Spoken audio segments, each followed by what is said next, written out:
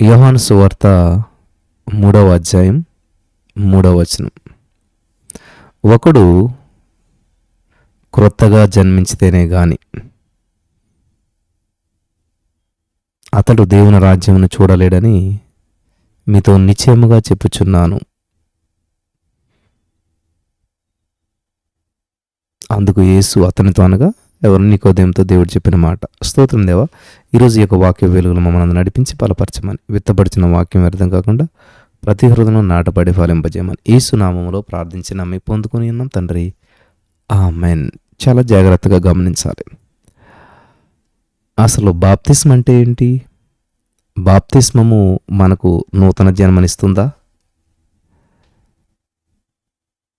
రక్షిస్తుందా? ఇలాగా అనేకమైనటువంటి ప్రశ్నలు మనకు ఎదురవుతుంటుంటాయి. ఈరోజు కొన్ని విషయాలు మనం తెలుసుకుని ప్రభు సన్నిధిలో మనమంతా కూడా ముందుకు వెళ్దాం. చాలా అద్భుతమైనటువంటి విషయం. నేను ఈ విషయం గురించి ఇంతవరకు ఎప్పుడు చెప్పలేదు కాబట్టి చాలా శ్రద్ధగా వింటే గొప్ప అద్భుతమైనటువంటి విషయాలు మీరు తెలుసుకోగలుగుతారు. హల్లెలూయా. బాప్తిస్మము మనకు నూతన జన్మనిచ్చి రక్షిస్తుందా అనేటువంటిది ప్రశ్న అందరికీ. ఈ లోకంలో జన్మించిన ప్రతి వ్యక్తి కూడా పాపపు స్వభావంతో జన్మించి రక్షణ అవసరమైనటువంటి పాపిగా ఉంటాడు. పరిశుద్ధ లేఖనాల్లో ఇది ఒక మౌలికమైనటువంటి సత్యమని చాలామంది అంగీకరించారు. కీర్తన 52:5, రోమా 5:12, ఎఫెసీ 2:3 ఈ యొక్క వాక్యాలు మనం చదివి చూడవచ్చు. యోహాను 3:3లో దేవుడు చెప్పాడు, కాబట్టి ఒకడు పరలోకంలో ప్రవేశించాలంటే తప్పనిసరిగా తిరిగి జన్మించాలని ప్రభు చెప్పిన దాన్ని అనేక మంది అంగీకరిస్తారు. ఒకడు కొత్తగా జన్మించిన ఎడల, ఒకడు కొత్తగా జన్మించని ఎడల వాడు దేవుని రాజ్యాన్ని చూడనేరడు. అయితే ఎవరైనా సరే తప్పనిసరిగా అవసరమైన ఆధ్యాత్మికమైనటువంటి నూతన జన్మను పొంది తమ యొక్క పాపాల నుంచి కడగబడి రాబోయే తీర్పు నుంచి ఎలా రక్షించబడతారు, పరలోకానికి వెళ్ళడం ఎలా అనేటువంటి విషయంలో అనేక సూత్రాలు, సిద్ధాంతాలు ప్రచారంలో ఉన్నాయి. ఆత్మరక్షణ గురించి కూడా వివిధ రకాల మతపరమైన సిద్ధాంతాలు ప్రచారంలో ఉన్నాయి. వాటిలో మనం దేన్ని విశ్వసించాలి? ఒకదానికొకటి భిన్నంగా ఉండేటువంటి ఈ యొక్క వివిధ రకాల మానవ కల్పిత సిద్ధాంతాలలో రక్షణకు నిజమైనటువంటి మార్గాన్ని మనం ఎలా తెలుసుకోగలుగుతాం? ఆర్కే కాంబెల్ గారు చాలా విషయాలు మనకు తెలియజేస్తూ వచ్చున్నాడు. లేఖనం ఏమి చెప్తుంది? రోమా 4:3లో అని మనం చిత్తశుద్ధితో వెతకాలి. యెషయా 8:20లో ధర్మశాస్త్రమును ప్రమాణవాక్యమును విచారించుడి. ధర్మశాస్త్రాన్ని ప్రమాణవాక్యాన్ని విచారించడి. ఈ వాక్య ప్రకారం వారు బోధించని ఎడల, ఈ వాక్య ప్రకారం వారు బోధించని ఎడల వారికి అరుణోదయము కలుగదు అని యెషయా ప్రవక్త అంటున్నాడు 8:20లో. మరి కొందరు ఏం బోధిస్తారు అని మనం ఆలోచన చేసినట్లయితే, కొందరు తాము నమ్మినటువంటి ఇతరులకు బోధించేది ఏంటంటే, కొంతమంది నమ్ముతారు, దాన్నే ఇతరులకు బోధిస్తారు. అదేంటంటే, మనం నూతన జన్మను సాధించి తద్వారా నిత్యమైనటువంటి రక్షణను పొందే మార్గమే బాప్తిస్మం అని. అలాంటి వారు బాప్తిస్మం మనకు పాపక్షమాపణను కలిగించి మనల్ని మరణం నుంచి, అపవాదు నుంచి విడిపించి నమ్మేవారందరికీ కూడా నిత్యమైనటువంటి రక్షణ ప్రసాదిస్తుంది అని చెప్తారు. యేసుక్రీస్తు మన కొరకు జరిగించినటువంటి గొప్ప కార్యాలను మనం సొంతమయ్యేలా చేసేది బాప్తిస్మే అని చెప్పి వారు బోధిస్తారు.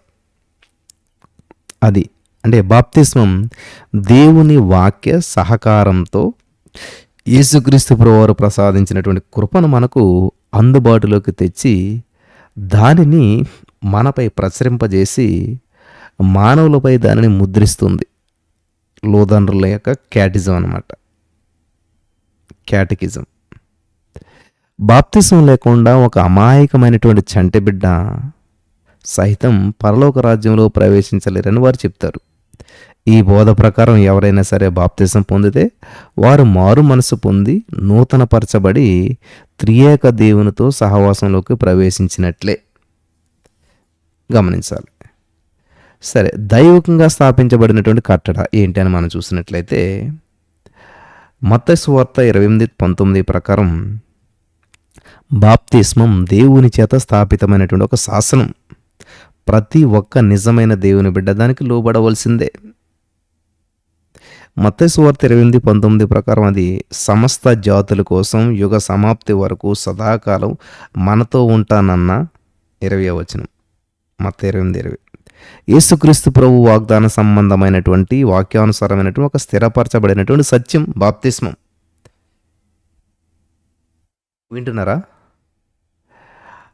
రక్షణ కారకమని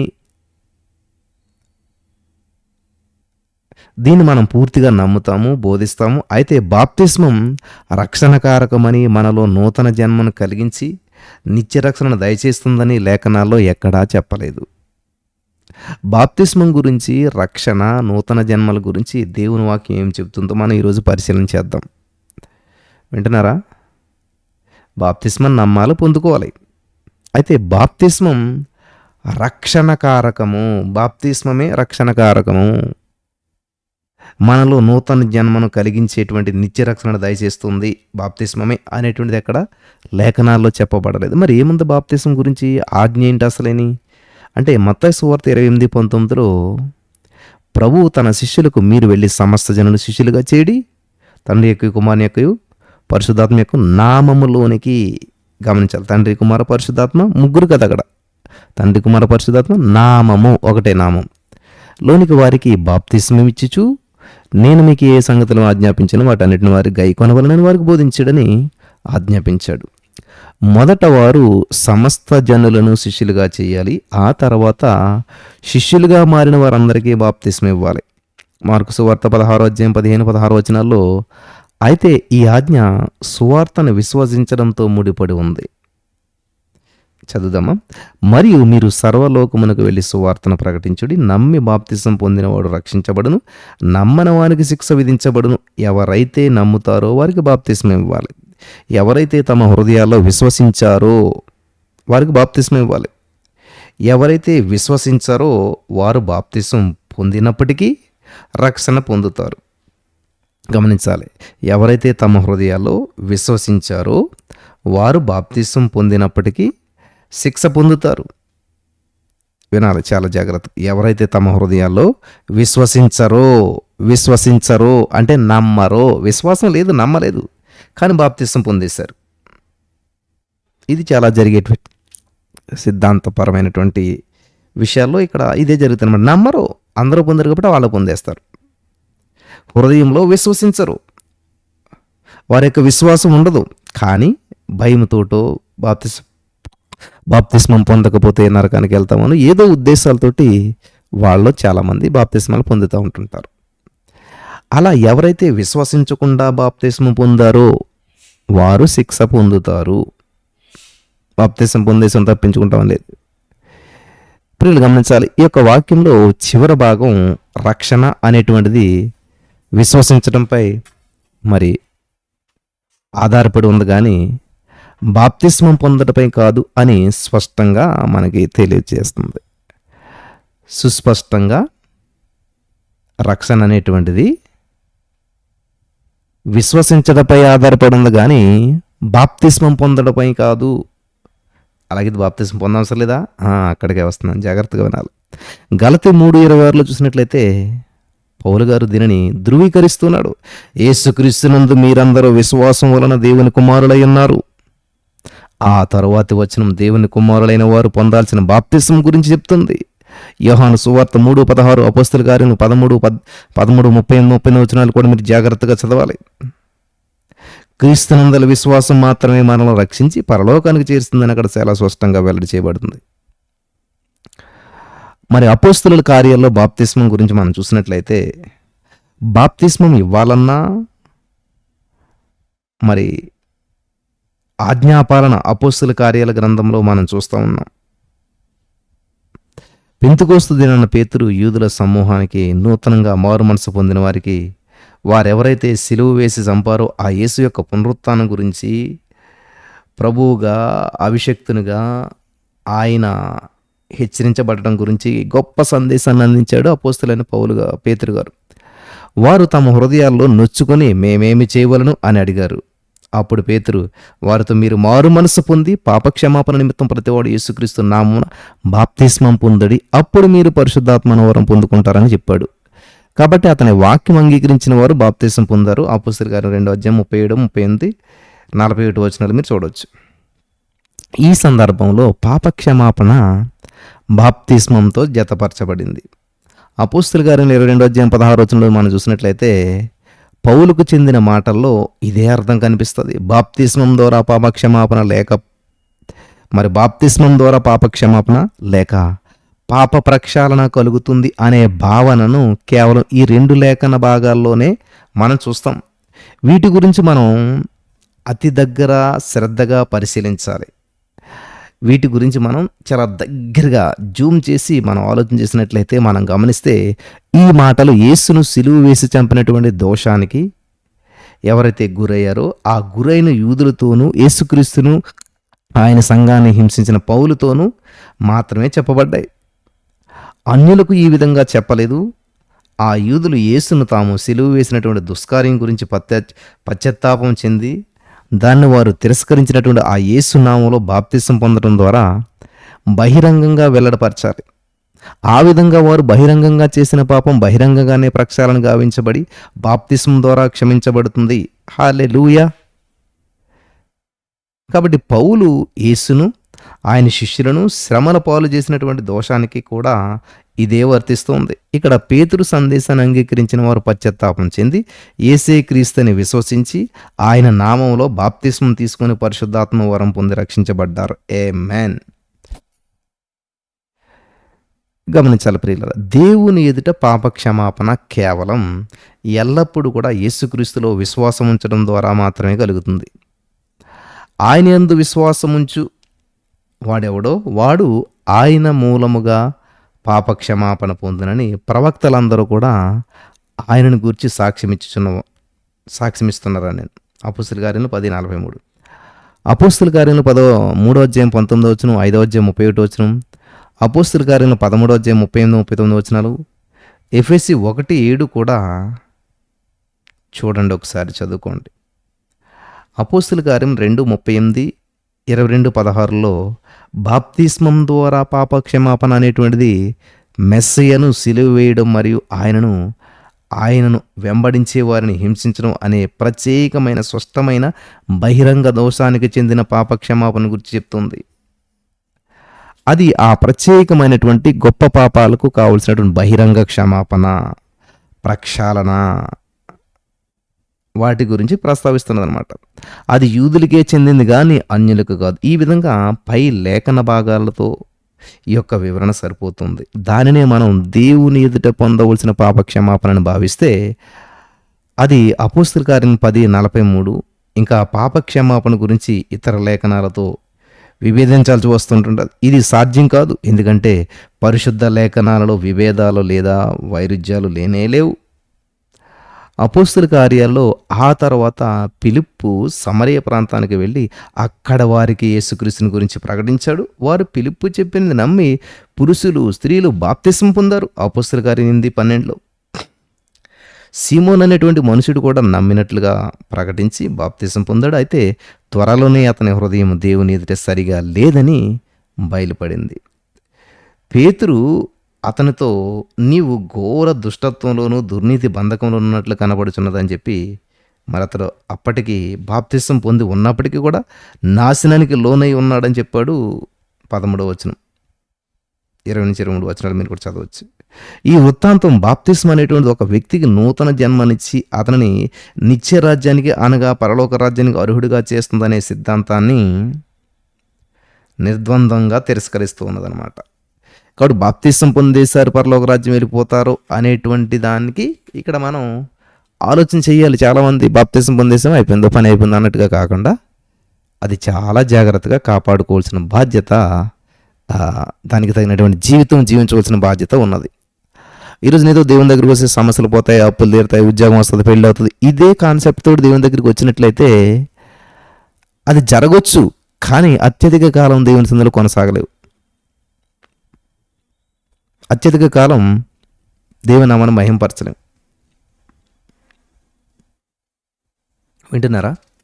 ఇవి చాలా అమూల్యమైన సత్యాలు, జాగ్రత్తగా వినాలి.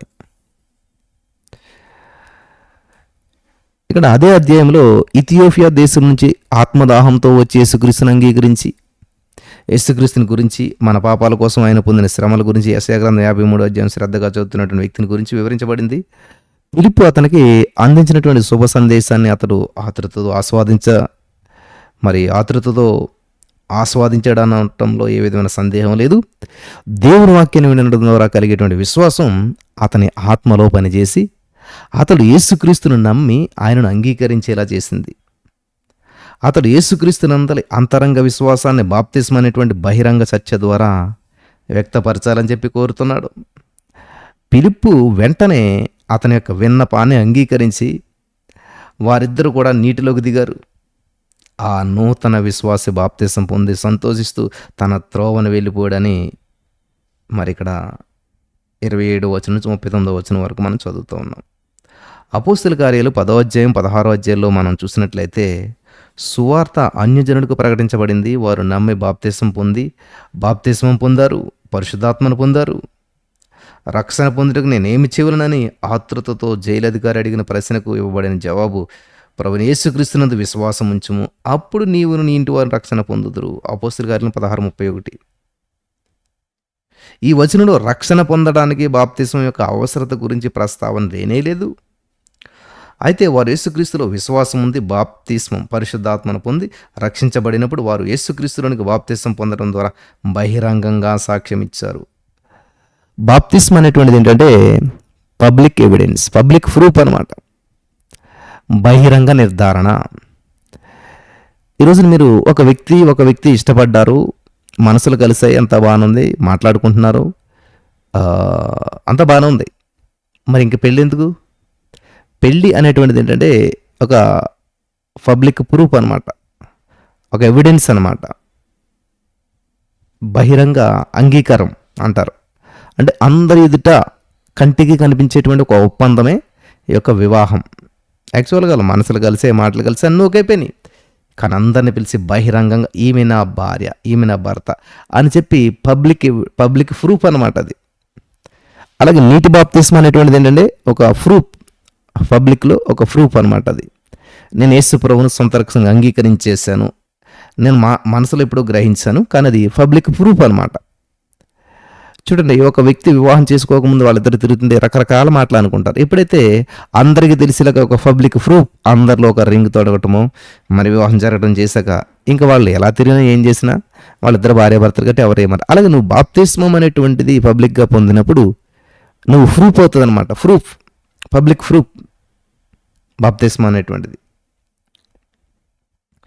హల్లెలూయా, దేవునికి స్తోత్రం కలుగును గాక. కాబట్టి ఇలాగా మనం పరిశుద్ధాత్మను పొంది రక్షించబడినప్పుడు యేసుక్రీస్తులోనికి బాప్తిస్మం పొందడం ద్వారా బహిరంగంగా సాక్ష్యమిస్తాం. పౌలు కొరింథీలో బోధించినప్పుడు కూడా ఇదే క్రమం మనకు కనిపిస్తుంది. అపోస్తల కార్యాలు 18:8 మరియు కొరింథీయులలో అనేకులు విని విశ్వసించి బాప్తిస్మం పొందారు. విశ్వసించి బాప్తిస్మం పొందారు. వినుట వల్ల విశ్వాసం వస్తుంది, విశ్వాసంలో బలపడతారు. కాబట్టి వినటంతో స్టార్ట్ అవుతుంది, తర్వాత విశ్వాసంలో బలపడతారు, తర్వాత బాప్తిస్మం పొందుతారు. అర్థమవుతుందా? బాప్తిస్మం మనకు నూతన జన్మనిస్తుంది ప్రియులారా. బాప్తిస్మం అంటే మనం తెలుసుకుంటూ వచ్చినాం. ఇక్కడ చాలామందికి వచ్చే ప్రశ్న, చంటి పిల్లల పరిస్థితి ఏంటండి? మరి చంటి పిల్లల గురించి ఏం చేయాలి? చంటి పిల్లల గురించి ఎలా ఆలోచించాలి? ఏ వయసులో బాప్తిస్మం ఇవ్వచ్చు? యేసుక్రీస్తును అంగీకరించినటువంటి విశ్వాసులు తప్ప వేరెవరో కూడా బాప్తిస్మం పొందినటువంటి స్పష్టమైన సందర్భాలు బైబిల్ ఎక్కడా కనిపించవు. మరి ముఖ్యంగా చంటి పిల్లలకు బాప్తిస్మం అనే ప్రస్తావన ఎప్పుడు కూడా ఎక్కడా కూడా కనిపించదు. అపోస్తల కార్యాలు 16వ అధ్యాయం 15:33 బాప్తిస్మం పొందినటువంటి ఇంటివారులో చంటి పిల్లలు, బాలలకు కూడా ఉంటారని కొందరు అభిప్రాయం ఊహాజనితంగా భావిస్తారు. అయితే ఈ భావన ఆయా లేఖన భాగాల సందర్భానికి కూడా సరిపోవటం లేదు. లూదియా ఇంటి వారికి సంబంధించి వారు సహోదరులు 40వ వచనం అని పిలువబడ్డారు. జైలు అధికారి ఇంటి వారికి సంబంధించి దేవుని వాక్యం వారందరినీ సంధించిన కారణం చేత దేవుని యందు విశ్వాసం ఉంచిన వాడై తన ఇంటి వారందరితో కూడా ఆనందించెను. 34 వచనం రాయబడింది. ఇక్కడ ప్రస్తావించబడిన విషయాలు చంటి పిల్లలు లేక బాలల విషయంలో అన్వయించడానికి వీల్లేదు. ఇది చిన్న బిడ్డలను నా యొద్దకు రానియండి, వాటిని ఆటంకపరచవద్దు అని దేవుడే చెప్పాడు. దేవుని రాజ్యం ఎలాంటి వారిదే మార్కు 10:14 దేవుడు చెప్పినటువంటి వాక్యం ఇది. కాబట్టి ఇక్కడ చంటి బిడ్డల బాప్తిస్మానికి ఆపాదించి ప్రస్తావిస్తారు ఈ వాక్యాన్ని చాలామంది. కానీ నిజానికి ఈ వాక్యానికి బాప్తిస్మానికి ఏ విధమైన సంబంధం లేదు. దీని సందర్భాన్ని బట్టి ఈ వాక్యంలో చంటి బిడ్డలకు బాప్తిస్మం ఇచ్చేటువంటి సూచన ఏమాత్రం లేదు. ఈ సందర్భానికి బాప్తిస్మాన్ని సంబంధపరచడం అక్కడ లేని విషయాన్ని ఊహించి లేఖనాలను వక్రీకరించడమే అవుతుంది. యేసుప్రభు వారు చిన్న బిడ్డలను తన చేతిలోనికి తీసుకొని తన చేతులను వారి తలలపై ఉంచి వారిని ఆశీర్వదించాడు. అంతేగాని వారికి బాప్తిస్మం ఇవ్వలేదు. యోహాను సువార్త 4:2 ఆయనను యేసే బాప్తిస్మం ఇయ్యలేదు గాని ఆయన శిష్యులుండిరి అని స్పష్టంగా వ్రాసి ఉంది బైబిల్ గ్రంథంలో. ఆయన ఈ చిన్న బిడ్డలకు బాప్తిస్మం ఇయ్యలేదు.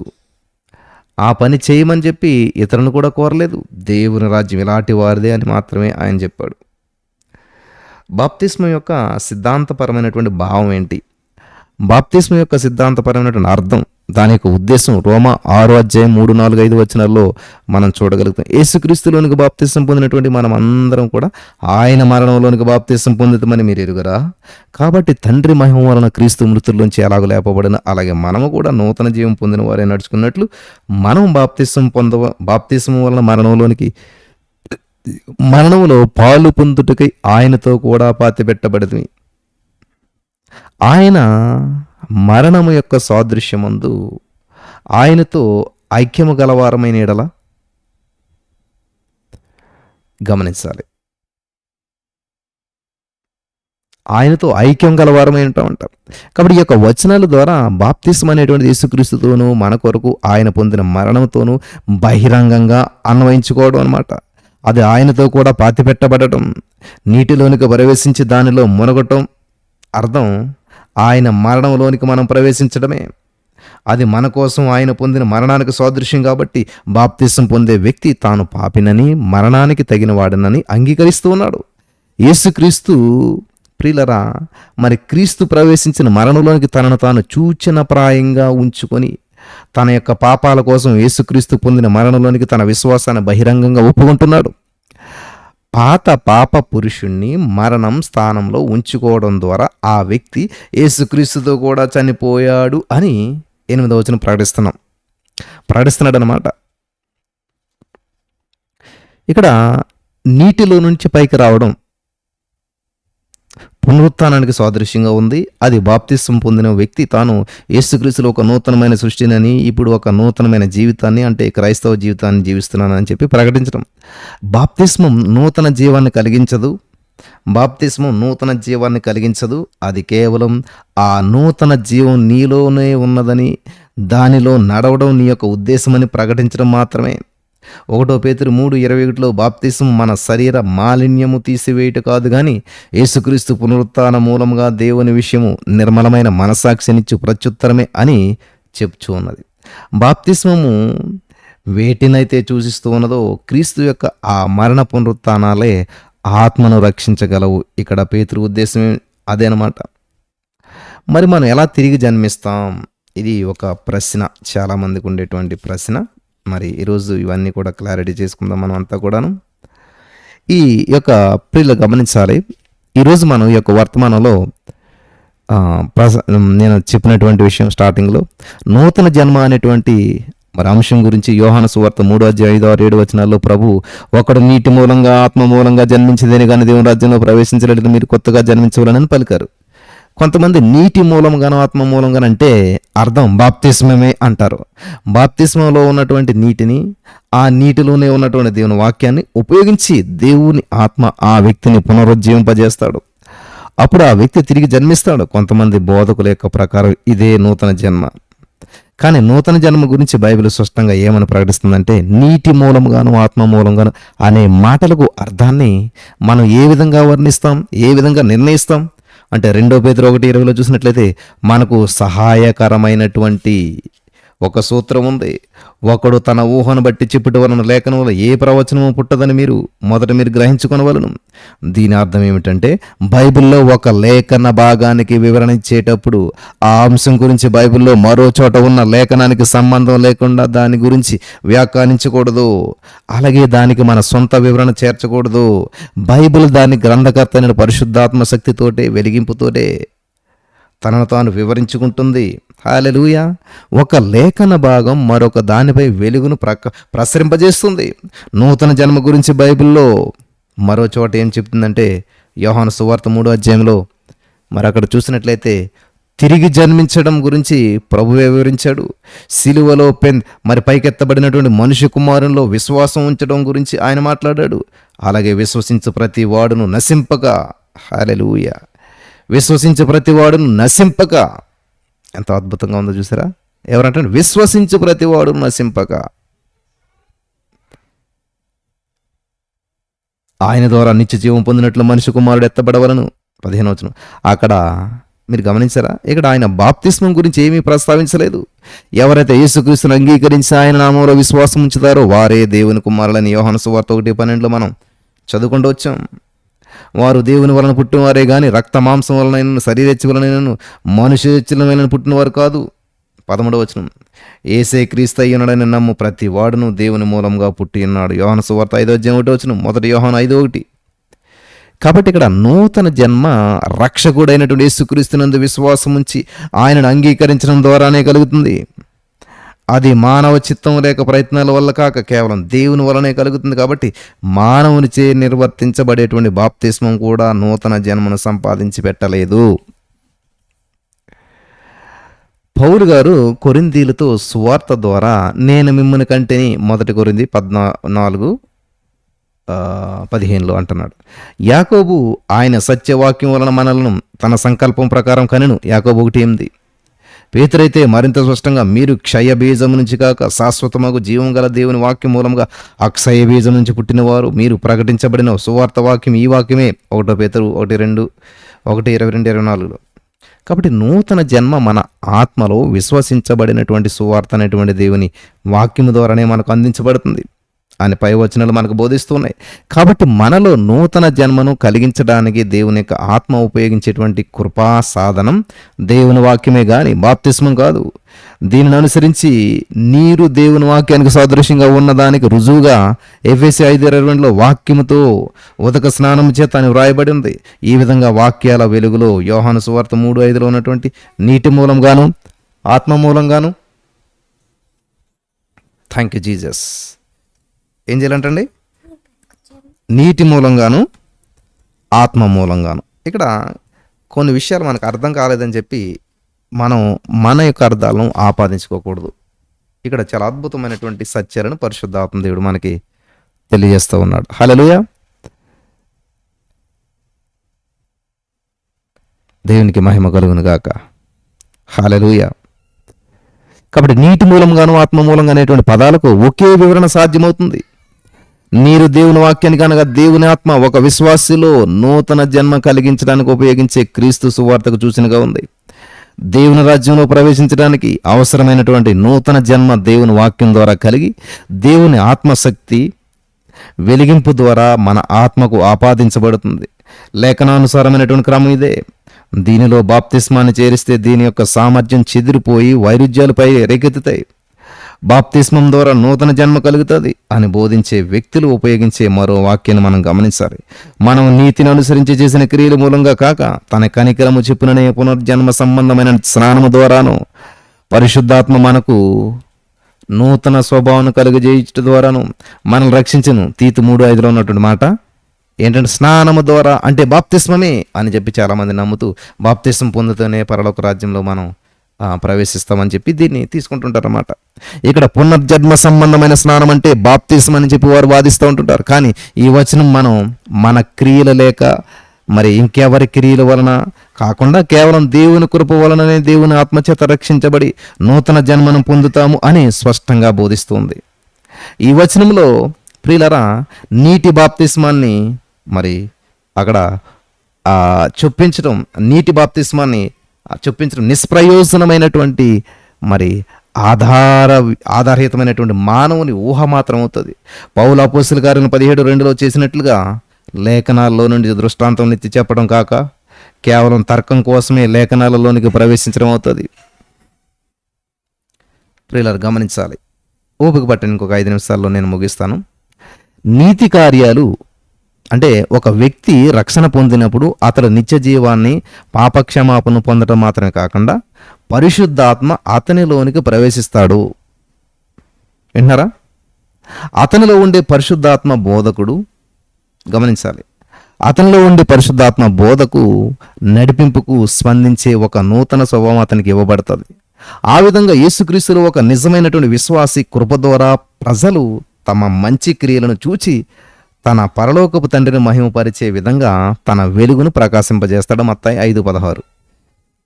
మనం రక్షించబడటానికి మంచి క్రియలు చేయము, మనం రక్షించబడ్డాము కాబట్టి మంచి క్రియలు చేస్తాం. మరియు వాటి యందు మనం నడుచుకొనవలనని దేవుడు ముందుగా సిద్ధపరిచినటువంటి సత్క్రియలు చేయుటకై మనం యేసుక్రీస్తు నందు సృష్టించబడిన వారమై ఆయన చేసిన పని అయి ఉన్నాము. ఎఫెసీ 2:10. నేను ముగింపులో ఒక మాట చెప్పాలని ఆశపడుతున్నాను. స్నేహితుడా, నా ప్రియమైన సహోదరి, స్నేహితులారా, మనం ఇంతవరకు మరి ధ్యానించినటువంటి పరిశుద్ధ లేఖనాల ధ్యానం వలన నీటి బాప్తిసం మన ఆత్మను రక్షించలేదని, మనలో నూతన జన్మ లేక దైవికమైనటువంటి జీవాన్ని కలిగించలేదని, దాని ఉద్దేశం అది కానే కాదని బైబిల్ కాలంలో కేవలం క్రీస్తులో తమ యొక్క విశ్వాసాన్ని బహిరంగంగా వ్యక్తపరిచినటువంటి వారికి తప్ప వేరెవరికి బాప్తిసం ఇవ్వబడలేదని మనకు స్పష్టమైంది కదా. పాపక్షమాపణ, నూతన జన్మ అనేటువంటివి కేవలం యేసుక్రీస్తులో సజీవమైనటువంటి విశ్వాసం ద్వారాను, పాపము నిమిత్తం ఆయన జరిగించిన పరిహారం ద్వారాను మాత్రమే సాధ్యమవుతాయని, బాప్తిస్వం ద్వారా కాదని నీవు స్పష్టంగా గ్రహించవా? నీవు పరలోకానికి అర్హత సాధించడం కోసం నీ బాప్తిస్వం మీద, ఇతర మత సంబంధ క్రియల మీద ఆధారపడొద్దు. అవన్నీ కూడా మత్తయి సువార్త 7:26-27లో ప్రభు చెప్పినట్లు కురుంగిపోయేటువంటి ఇసుక పునాది లాంటివి, తీర్పు అనేటువంటి తుఫానులో నశించిపోయేటువంటివి. ఈ పునాది పైన నివసించేవారు నిత్య నాశనానికి లోనవుతారు. మీరు విశ్వాసం ద్వారా కృపచేతనే రక్షించబడి ఉన్నారు. ఇది మీ వలన కలిగినటువంటిది కాదు, మీరు దేవుని వరమే. ఎఫెసీ 2:8లో చెప్తున్నాడు పౌలు గారు. నీ క్రియలను విడిచిపెట్టి దేవుని కృప మరి ఆ యొక్క కరుణలపై ఆధారపడాలి. మారు మనసు పొంది సువార్తను నమ్మాలి. మార్కు 1:15లో. అప్పుడు నీవు దేవుని వాక్యం ద్వారా ఆయన ఆత్మచేత తిరిగి జన్మించి రక్షించబడి నూతన జన్మ పొందుతావు. దేవుని రాజ్యాన్ని చూచి దానిలో ప్రవేశించి నిత్యత్వంలో దేవుని బిడ్డలాగా ఉండేటువంటి నిశ్చయత పొందుతావు. దేవుడు తన వాక్యాన్ని నీ ఆత్మ కొరకు ఆశీర్వదించునుగాక. ఈ యొక్క వాక్యపు వెలుగులు మిమ్మల్ని అందరూ నడిపించాలి. హల్లెలూయా. ఇక్కడ అనుబంధం మనం చూసినట్లయితే ప్రియులరా, తాము చంటి పిల్లలుగా ఉన్నప్పుడు చిలకరింపు బాప్తిసం పొందినటువంటి వారు తరచుగా అడిగే ప్రశ్న ఏంటంటే, వారు మారు మనస్సు పొంది యేసుక్రీస్తునందు విశ్వాసం ద్వారా రక్షించబడినప్పుడు ముంచడం ద్వారా తిరిగి రెండవసారి బాప్తిస్మం పొందాలా అని. నీటి బాప్తిస్మం తండ్రి కుమార పరిశుద్ధాత్మ నామములో ఇవ్వబడుతుంది. ఏ ఇతర తప్పుడు విధానాల్లో ఇచ్చే బాప్తిస్మం కంటే అది శ్రేష్టమైనటువంటిది. కొందరు గౌరవనీయులైనటువంటి బైబిల్ బోధకులు దేవుని రాజ్య ప్రవేశానికి, ఈ భూమిపై క్రైస్తవ విశ్వాస ప్రకటనకై చేసే ఈ ప్రాథమిక సంస్కారాన్ని మళ్ళీ జరిగించనవసరం లేదు అని అభిప్రాయపడుతున్నారు. అయితే వేరొక అభిప్రాయంలో వ్యక్తులు తాము పొందినటువంటి చంటి బిడ్డల బాప్తిస్మంతో తృప్తి చెందగా యేసుక్రీస్తునందల విశ్వాసులుగా ముంచడం బాప్తిస్మం కోరుకోవచ్చు. వారి మనస్సాక్షి సంబంధమైనటువంటి దృఢ విశ్వాసాలను మనం గౌరవించి వాటి ప్రకారం జరిగించాలి. నిర్బంధమైనటువంటి సిద్ధాంతాలను బట్టి కాకుండా వ్యక్తిగతమైనటువంటి విశ్వాసాల ప్రకారం దానిని జరిగించడం ఎంతో శ్రేష్టమైనటువంటిది. హల్లెలూయా. అర్థమైంది కదా బ్రదర్? నా చిన్నప్పుడు నేను చిలకరింపు బాప్తిసం పొందాను, ఇప్పుడు ముంచుడు బాప్తిసం పొందాలా? ఎస్, నీ యొక్క విశ్వాసాన్ని బట్టి నువ్వు ఒకవేళ మరి అది చేయాలంటే చేయొచ్చు, కానీ ఇది ఒక సిద్ధాంతం పరంగా అయితే ఏమీ లేదు. కాబట్టి మనం రక్షించబడేటువంటిది విశ్వాసం మూలంగాను. బాప్తిసం అనేటువంటిది పబ్లిక్ ఎవిడెన్స్ అనమాట, పబ్లిక్ ప్రూఫ్ అనమాట. సో వివాహం అనేటువంటిది మనిషికి మరి అందరిని పిలిచి భోజనాలు పెట్టి చక్కగా అందరి ముందు ఆ రింగ్ పెట్టి ఒక పబ్లిక్ ప్రూఫ్గా మనం ఎలాగైతే చూపిస్తున్నామో అలాగే బాప్తిస్మం అనేటువంటిది కూడా పబ్లిక్గా దేవుణ్ణి ఒప్పుకుంటున్నట్టు అనమాట. అర్థమైంది మీ అందరికీ కూడాను. ఈ విధంగా బాప్తిస్మం విషయంలో మరి ఉన్నటువంటి డౌట్స్ అన్ని మీకు క్లారిఫై అని నమ్ముతున్నాను. ఈ వాక్యాన్ని మరలా వినండి, అనేక అద్భుతమైన విషయాలు తెలుసుకుంటారు. బాప్తిస్మం పొందడానికి ఇవన్నీ కూడా ఉపయోగపడతాయి. అలాగని చెప్పి బాప్తిస్మాన్ని వాయిదా వేయొద్దు. ఖచ్చితంగా ఇప్పుడు ఒక వ్యక్తి ఇంకొక వ్యక్తిని ఇష్టపడి వాళ్ళ ఇష్టానుసారంగా తిరుగుతున్నట్లయితే నాలుగు విధాలు అనుకుంటారు. కానీ అదే వ్యక్తి వివాహం చేసుకున్న తర్వాత అందరూ గౌరవించడం మొదలుపెట్టారు. కాబట్టి నువ్వు బాప్తిస్మం పొందకుండా దేవుని ద్వారా అనేక అద్భుతాలు పొందుకుంటూ ఒక అబ్బాయి ఒక అమ్మాయిని ఇష్టపడి అబ్బాయి ద్వారా అనేకమైనటువంటి అన్ని తీసుకుంటూ ఎవరమ్మాయి ఏంటంటే నేను చేసుకోబోయే వ్యక్తి అండి అది ఇది అని చెప్తే గౌరవప్రదంగా ఉండదు. అలాగే యేసుప్రభువుని నమ్మావు కానీ బాప్తిస్మం పొందలేదు, నువ్వు అన్ని అద్భుతాలు పొందుకుంటున్నావు, థ్యాంక్ యూ చేసి చెప్తుంటే యేసయ్య నీకు వందనాలు చెప్తున్నా, అన్ని అద్భుతాలు జరుగుతున్నాయి, అన్ని కార్యాలు జరుగుతున్నాయి, బాగుంది ఇలాగే అనుకుంటున్నావేమో. ఒకవేళ అది ఇల్లీగల్ అవుతుంది అనమాట. కాబట్టి పబ్లిక్గా నువ్వేం చేయాలంటే యేసయ్య నేను అంగీకరించాను, ఈయన నా రక్షకుడు, ఈయన బిడ్డను నేను అని చెప్పి పబ్లిక్గా నువ్వు ప్రూఫ్ అంటే బాప్తిస్మం తీసుకున్నట్లయితే అప్పుడు అద్భుతమైనటువంటి ఒక డివైన్ ఏమంటారు దాన్ని, ఒక నిబంధనలకు నువ్వు అడుగు పెడతావు అనమాట. మ్యారేజ్ అనేటువంటిది అంటే ఒక నిబంధన, ఒక ఒప్పుకోలు జరుగుతుంది అక్కడ. హల్లెలూయా. అలాగే మనం బాప్తిస్మం పొందినప్పుడు దేవుని బిడ్డలుగా మనం చక్కటి ఒక తీర్మానం అనేటువంటి తీసుకుంటాం. మరి మనం చేసే పనులు పరిశుద్ధులం కాబట్టి, పరిశుద్ధపరచబట్టాక మనం క్రియలు చేయట్లేదు కాబట్టి పరిశుద్ధులం కాబట్టి మనం పరిశుద్ధులుగా క్రియలు జీవిస్తాం. హల్లెలూయా. మనం నీతిగా జీవిస్తున్నాం కాబట్టి నీతిమంతులం కాదు, కానీ నీతిమంతులం కాబట్టి నీతిగా జీవిస్తాం. హల్లెలూయా. బహుభవం అంటుంది కాబట్టి కుక్క కాదు, కానీ అది కుక్క కాబట్టి బహుభవం అంటుంది అన్నమాట. అర్థమవుతుందా? మరి ఈ యొక్క పరిశుద్ధ లేఖనాల్లో ఉన్న అంతరార్థాన్ని గ్రహించడానికి పరిశుద్ధాత్మ మీకు అందరికీ సాయం చేసి నడిపించి బలపరచును గాక. ఆమేన్.